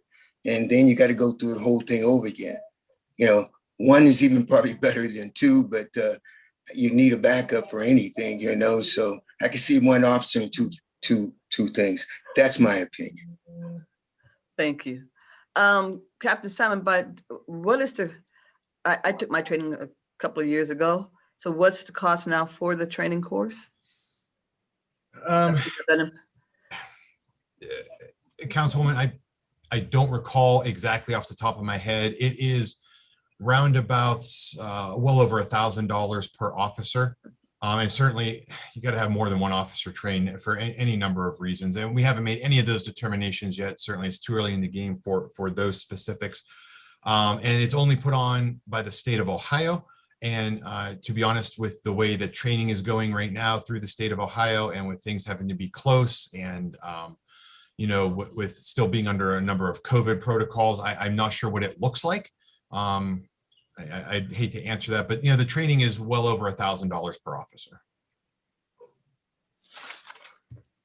The usual training cost is to send an officer down. Yeah, wherever that training's held, usual training costs are, you're probably going to approach close to $1,700 per officer. And you don't marry me to those numbers, but fairly close to that. Okay, thank you. And any questions, other questions about the use of drones? In what situations would you see the drones being utilized besides what the chief has already spoken about? Sure, great question. For you and also for Chief Davis, I want to get the chief's point of view. Sure. Do you want to talk first, Chief? Okay. Yeah, actually, I do. I want to hear from the chief. Sure, there's the chief. He's right there. Can't get your chair back there, Carl? I know. I know.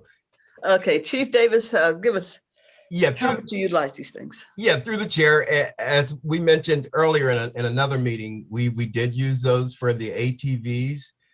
We can also use those in drug investigations, also in pursuits. Through the chair, just Councilman Hughes. Yeah, Carl looks like he's sitting on his lap, man. You guys. Okay, but I'm not. I can verify for a fact, Councilman, that isn't not happening. Okay, you mentioned in let's say in pursuits. Is that Chief? You said using them in pursuits. Is that right?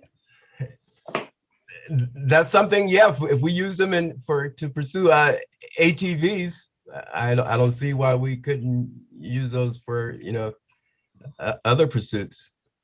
Okay. Go ahead, Captain. Yeah. Certainly for pursuits, sometimes pursuits end and go very quickly, right? But if we were to have a longer one, the deployment time, again, there's a lot of factors here, but it could be used. Some of the big areas where I see a use for them, the first one that comes to mind is a lot of our community events. We have the Italian Fest, which by the grace of God, I believe is going to return to our fair city this summer. Our races that we have, our community races, drones are an excellent eye in the sky for us for any number of reasons, as well as great public relations tool, even if it's not a strict law enforcement use. In addition to that, one of the big things that I see them used for is when we have, and it happens, numerous times a year, when we have missing children that we believe are out there, running around where we don't know where they may be. We have some extra eyes in the sky, so to speak, that can give us a perspective that we can't always get from the ground, if that makes sense. So some of those kinds of uses, I think, are very, very beneficial, as well as, many we could probably talk about. But this has certainly been a very informative meeting that is, already an hour and a half into it. So I don't know how much we want to diatribe about the use of drones, but I think we gave a pretty good overview of things we can potentially do with it. Chief, do you have anything else to say about these drones? And when would you, if you had a mind to it, when would you like to see these things implemented? At what point down the road? Well, through the chair, go ahead. Councilman Davis, since I've become chief there, I'm always looking for different innovative ways to approach policing and do policing. I would like to get that done as soon as possible. If not by this summer, certainly, hopefully, early next year. Okay. Through the chair. Councilman Oliver and then Councilman Hughes. Councilman Oliver. Yeah, thank you. Chief or Captain Simon, I love the drone idea and cameras. We got a lot of things going on particularly with shootings and, trying to find out who's doing what. So I think the cameras and the drones are great additions. But what do we feel like the drones and cameras may be an invasion of their privacy for citizens that aren't committing crimes? Like because I know that's going to come up. So I'm just wondering, what do we say? I'm going to throw that to Attorney Lance. Dana? Yes, Councilwoman Davis. What about the public? Yes, what about the expectation of privacy in public? Well, people typically don't have an expectation of privacy in public. The Fourth Amendment only guarantees that right to be secure in your home, in your effects, and at most times in your business. But in public areas, you do not have an expectation of privacy.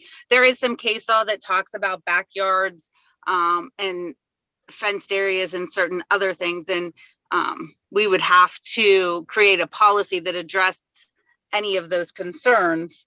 But if it's just video and not audio recording in public areas, there is no legal expectation of privacy. But I do see Councilman Oliver's point as to people feeling self-conscious probably and feeling like their privacy is violated when there are cameras and drones everywhere. I do, however, believe that this is probably the wave of the future and we will see a lot more of this. And the Federal Aviation Administration has laws governing whether or not you can, without a search warrant, go probing into folks' backyards using drones, looking inside their windows using drones. And most of the cameras and things on drones can't even penetrate a window. It takes a special hookup. But I do believe that drones and cameras in public are going to be with us for the far, far future. If I may, through the chair. Dana first and then Jason. Yeah, quite frankly, I think it's going to be extremely highly regulated as it evolves. Also, like Councilwoman said, there are some federal regulations. The case law is constantly evolving because we have seen like heat thermal technology and different other mechanisms. So there is constantly cases coming out regarding this. So what I think is we're going to have not only what restrictions we put on it, but I think we're going to have federal and state regulations explicitly detail what we can and cannot do going forward. Thank you. And I believe that it's above 600 feet, it's FAA, and under 600, we could set things through ordinance that so long as it's not in contradiction to federal law. Captain Simon. No, Councilwoman Davis, just to actually expand just a smidgen on what Assistant Law Director Lance stated, was that if you remember, I want to say 3 years ago, though my time frame could be wrong, 2 to 3 years ago, council also passed an ordinance for drones for the city, which of course the Youngstown Police Department would abide by those regulations that you set forth for drone usage as well, though naturally there's a law enforcement exemption that you wrote into there. And so there's another piece to add to it. I remember the piece, trust me. And it needs to be revised. Any other questions? Councilman Hughes. Yes, and I was supposed to have been next 3 times ago. Oh, you're there now. Listen, I really just, okay, I got your point. I'm listening. I'm just saying that it's a worthwhile venture if we can get a demonstration on the use and of the drones in actual use. You know, it seems like most of us haven't had the occasion to even see an active drone being working. I think if the chief or the police department can set something up, it might be a very beneficial thing for us to go forth with, is if we wanted it done. And during the demonstration, we can see a lot of limitations that is also from it. So you'll get a better understanding. Through the chair, for Councilman Hughes, I'd be happy. I'll reach out personally to the Mahoning County Sheriff's Office, who probably has hundreds of hours of drone footage from their drone. And I'm not saying that's the exact one we're getting, but certainly it gives us a starting point as to what it looks like. And at least we have it, very close to us. It's in our backyard of the kind of footage so you could see what it would look like. Because that's a very fair request. Great, thank you. Anything else? Any other questions for drones before we move on to our last item in this section? If there are no other questions, any other questions for Chief or the department? Okay, if there are no other questions, Chief, if you guys want to stick around, you can stay. If not, you're more than free to go ahead and leave. This is for this next section will be covered by Chuck Shashaw, Deputy Director of Public Works, dealing with the streetlights. Chuck, give us a rundown on the cost of streetlights and et cetera.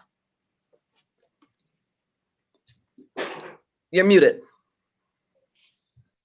Good evening. Okay, so through the chair, our streetlights, the process for a streetlight is the way this works is we're on a tariff. So that means that we pay like basically per light. We don't pay, some lights are metered, some are not. So all the lights that belong to First Energy are on a tariff, and we pay per light based upon the the ESIP tariff agreement. So if we want to add a light, they have to modify the tariff, and that's done through legislation. So let's say that a council person requests a street light. So what happens, it comes to our office, and what we do is we will send a proposal or request for a proposal to First Energy. So what they'll do is they'll look at wherever we want the light, and they'll determine, do we need a pole? Do we need to run a feed somewhere? Can we just put a light up or whatever? So they'll determine the cost of the installation of the light. Then they send that back to us. Then we prepare legislation. Typically the council person sponsors it. It goes to city council. They act on it, assuming that it passes. It will then go to Board of Control to sign the official work order, to approve the actual work order. And then it goes back to First Energy, and they can, at that point, start their engineering and then their installation. So it does take some time. The average cost, I guess, it's to look at a street light, and there's a lot of the average cost to operate a street light is about $50 a year, one light. Now, to install the light, there's a lot of things that go into that. So it depends, again, if it needs a pole, if it needs a new feed, or it depends how much they have to run, what type of voltage requirements are out there, with how much capacity they have in the system, and so forth. The average cost, if they're not, if they're just putting a light up on an existing pole, it's going to be about $1,000 to install and wire the head. If they need to add a pole, then that's obviously a lot more expensive. It's going to be about $3,000 for the pole, assuming that you can use a wooden pole for that. And like I said, about $50 a year for operation of the light.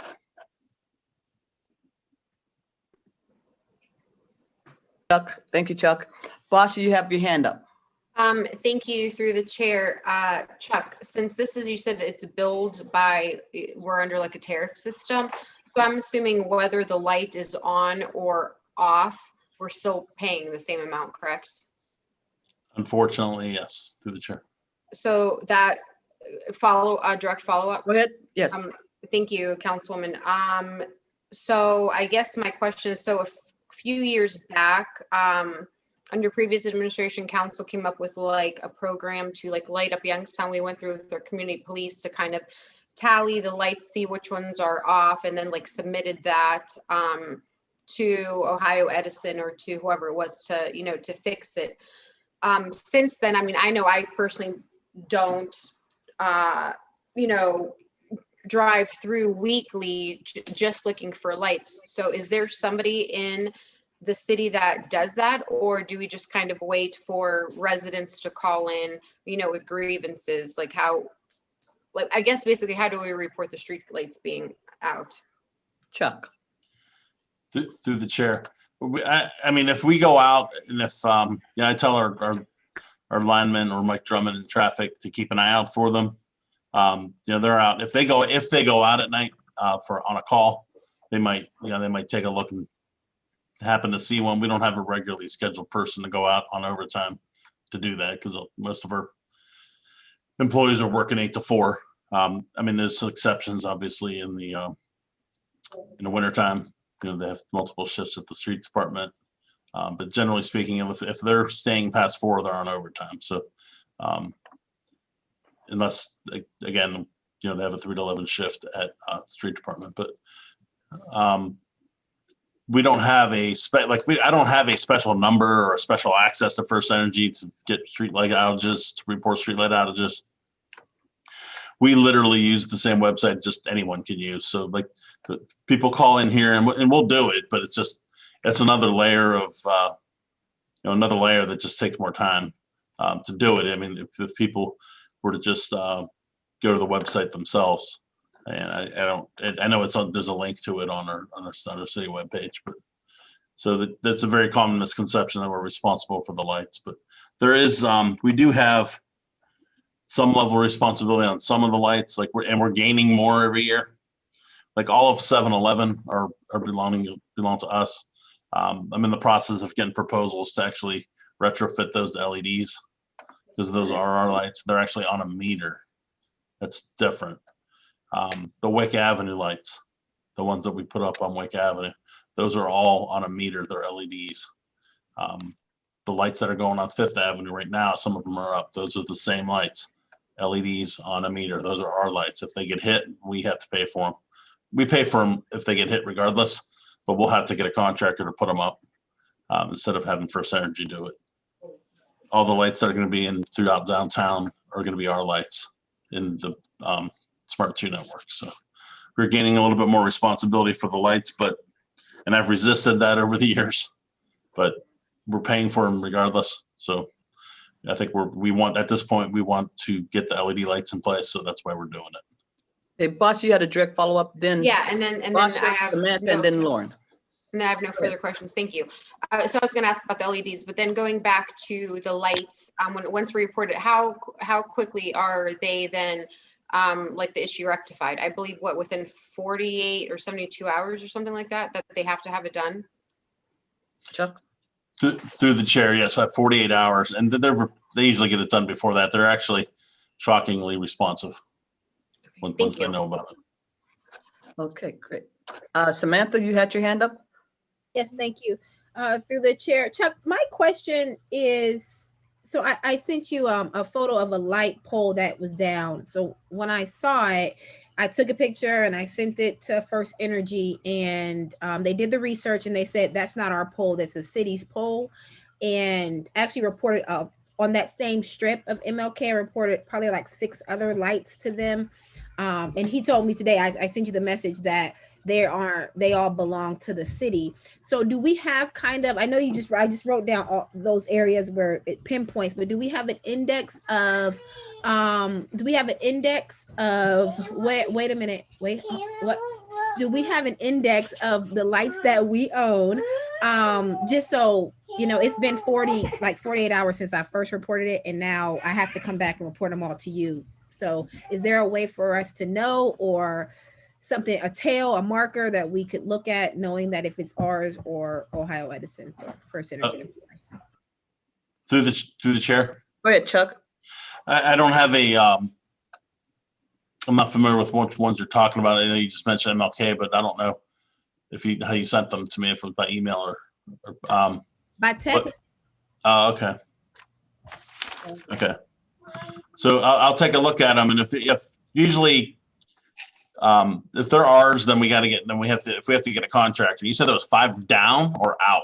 So there's one down that crashed. It was glass on MLK right in front of Valrec, and then going down the street, going down towards the rescue mission, there were like 5 consecutive lights out, and they said that they didn't belong to them. They actually belong to the city. In that situation, they might be. Those are newer lights, I believe, because that's when they built the 7-Eleven connector. The 7-Eleven, all of the lights associated with the 7-Eleven connector are ours. So we have to, it's unfortunate. We got to it's not an easy operation. We're not really set up to maintain lights like the First Energy is. I mean, we don't have a bucket truck that can go up that high. Frankly, I wouldn't be comfortable sending one of our guys up that high. I mean, they're used to traffic signals, not 40-foot light poles. And on top of that, we don't have enough people to go out. Like when we hire main light to go out and do the main line expressways to change the lights, I mean, we go with them and do their traffic control for them. We can't. I mean, we only have 3 people in traffic. Thank you. Lauren? Good? Okay. So Chuck, I have one question. We are closing in on the 5 o'clock hour, the witching hour. So when does Ohio Edison have their polls by GP? Can you tag by GPS? No, like, well, if our officers pulled up there, saw a street light out and said, radio, log me out here with some boss, you're saying no? You're muted, No, boss? I don't think so. You have to either put the intersection or the pole number. Okay, but is that correct, Chuck? Intersection or pole number? Yes, an address, intersection, or pole number. Their system is set up for the average person to do it. It's not like the average customer should be able to either look at a pole number that's marked on the pole or give them an address, and they should be able to report that outage. But honestly, sometimes there are no addresses.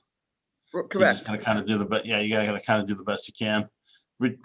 It's all automated with First Energy, so I think it actually goes to Akron, then comes back to Youngstown. Okay. So it is a situation where we don't have, I don't think they have them all in GIS or anything like that. So that's probably something that we're going to work on. And I have a lot of plans coming up in the next couple of years on how to modernize our public work system in general. So I'm going to be talking to you guys. I know we have an infrastructure meeting coming up at some point here. And I do want to talk to you guys about how we can better categorize all of our infrastructure elements, all of our capital improvements, stuff like that, so that we can better keep track of where we're at, asset management type stuff. And we'll go over that at that next meeting. Okay, great. Thank you, Chuck. So if I have it correctly, it costs about $1,000 to put up a street light on an existing pole. If they had to put up a new pole, it would be $3,000. Council would vote for it, yay or nay. Is that correct so far? My summary? On the new pole, I would say it would probably be somewhere in there. It might be a little more. Okay. Maybe closer to 3 or 4. And the turnaround time normally is about 48 hours on a good day. That's let me through the chair. Let me clarify, Councilwoman. That's for an outage. For an outage, yes. You just have to go change the bulb, but they have to actually for an outage, yes. Right. And the length of time for to put up these new lights, it's a little longer. Or we're looking at a month, 2 months. I would, through the chair, by the time a request comes through to the time that until the time the light's up, I would say if 3 months go by, someone dropped the ball somewhere. Either I screwed up or First Energy didn't get back to me with the proposal and I forgot about it or something. So after a couple of months, I would question it or come follow up. But because we figure, unless it's like in the summertime where you guys aren't meeting, but generally speaking, if you guys are in regular sessions, you figure a month to get it through council, or a month to get say 2 weeks to get a proposal back. Within another month, that's 6 weeks. So I would say within 8 weeks that you should probably see some action out there. Great, thank you. Everyone likes to have that kind of information. And if there are no more questions, are there more questions for Chuck? Because if not, it kind of concludes our agenda for the day. No other questions? I have one question. I'm sorry, Julius. Go ahead. Yeah, my phone died. Councilman Oliver, I'm sorry. I don't know if y'all covered it already. Sorry, got baby's crying. Hold on. I don't know if you covered this, Chuck, but the process of getting a new street light, and some of our constituents may not understand, like if there's a street light on this pole, why it can't be another one right next to it. Did you guys talk about that? Chuck, in other words, is there a distance between poles normally? Through the chair, unless First Energy has some type of engineering reason they can't do it.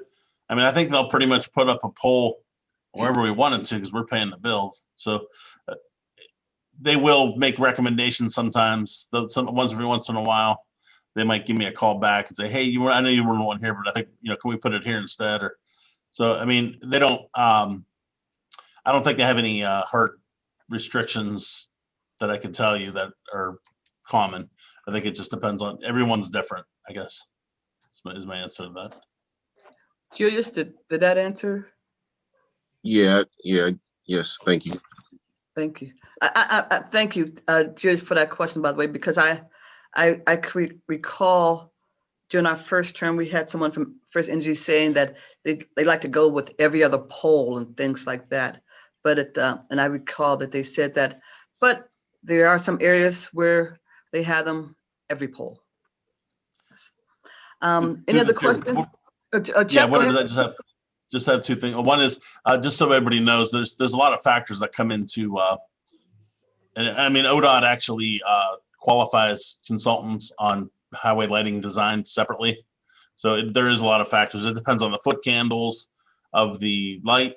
It depends upon how high it is and how far it is off the road. So there's a lot of geometry issues, and but generally speaking, First Energy is going to pretty much put that light up on an existing pole. But so, okay. Lastly, I know you guys are trying to get out of here, but lastly, I don't think every council person's here, but I just want to let you guys know that I sent back everybody. I sent back all of what I'm considering to be final resurfacing lists, but I'm considering. So if there are changes, we can still make them if there's a tweak or two. I mean, I don't want a whole new list, but we do want to advertise a week from this Tuesday, if we could. Okay. So we're starting to fall behind again. And also, the little tweak I did this year, I added 2022 and 2023 streets to your same list. I color coded them for each year, so that you can see what I think we should do for the next 3 years. That's going to allow us to be able to plan things better, like infrastructure improvements. Like if we have catch basins on the street, we can do a massive catch basin bid and get all those addressed at once before we pave it. It allows us to be a little more interactive with Dominion, especially.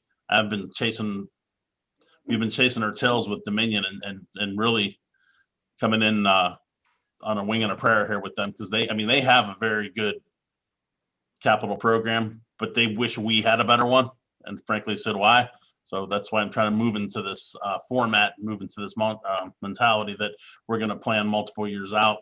And I have a very cool little presentation coming up to you guys regarding a pavement management system, which is also going to inventory all of our infrastructure, like streetlights. It could do streetlights. It could do, city-owned streetlights. It could do is that for the infrastructure meeting? Is that for the? Yeah, we're gonna go over it on that. Yeah. Yep. Okay. All right. So just take a look at those lists, and if you guys have questions, Basha, you didn't get yours yet. You know why? I'll be calling you. So I did get yours, and it's I want to talk to you about that. There's a lot there. So if you can give me a call either after or tomorrow sometime would be good. Great. Okay, then that concludes our agenda. Nothing on the unfinished business. Our next scheduled meeting date is Thursday, May 27th, 2021. Same bat time, same bat channel, and I will entertain a motion to adjourn. Through the chair, I move that we adjourn. Second.